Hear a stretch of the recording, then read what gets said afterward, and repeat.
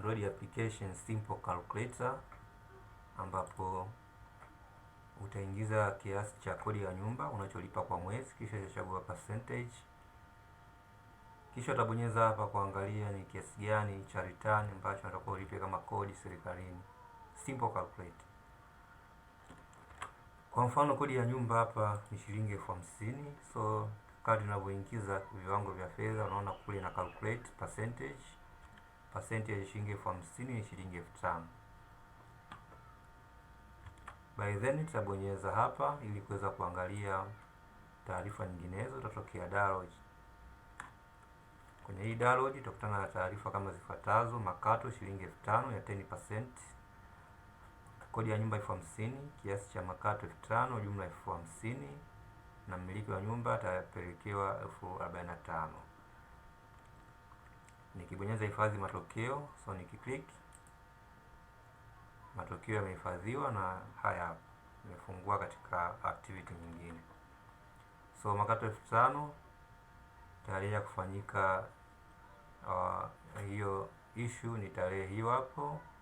Kodi ya nyumba, makato, kiasi cha makato, mmiliki wa nyumba atakuwa ni 45 Tanzania shillings, jumla 50,000, na tarehe ya hiyo transaction ni hiyo. So nikija kubonyeza hii option menu, nikija kubonyeza kuhusu, about us, utakutana na hizi information hapo. For example, application version, developer, last modified, ownership, location na contact.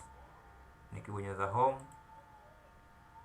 bonyeza home button, narudi hapa katika home. Nikibonyeza taarifa, nakuja hapa kwenye ile tuliyotoka mara ya kwanza, zile taarifa ambazo tumesave. So nikibonyeza hii button ya delete, nafuta hizi taarifa. So just nikibonyeza delete, taarifa zimefutwa, narudi hapa. So hapa naweza nikaregister labda 12%, na nichagua 12%. Makato pengine naingiza shilingi 100,000. Shilingi 100,000, utaona 12% ya shilingi 100,000 ni shilingi 12,000. Kisha nitabonyeza hii hapa button. Sawa na taarifa ni makato ya kodi. Makato ya kodi ni 12%, 12%, ambayo nilichagua. Kodi ya nyumba ni shilingi 100,000 Tanzania shillings. Percentage 12 ya makato, jumla ni 100,000, lakini miliki wa nyumba atapewa 88,000 kama. So nikibonyeza hii cancel, maana sihifadhi matokeo, nita cancel. So nikija katika taarifa, huwezi kukuta chochote kwa sababu hatukusave zile taarifa, kwa huwezi kukuta chochote. Ukitaka kukuta hizo data hapo, itabidi uweze kusave. For example 12%, 100,000 hapo, and then nabonyeza hapa.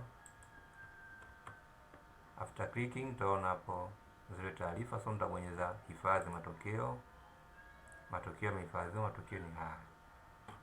So nikija home, na kwenye home, nikija kwenye taarifa, kwa sababu nilizisave, ni hizi hapa zinaonekana hapa.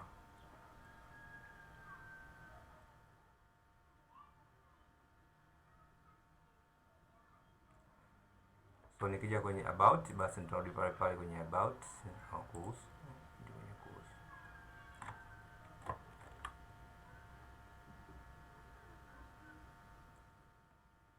So source code zipo kwenye link description. Unaweza download source code kwa kuimodify na kuidesign vile ambavyo utanafaa. So hakuna database ambayo imetumika kuhifadhi data. Hakuna database, ni built-in database ya Android.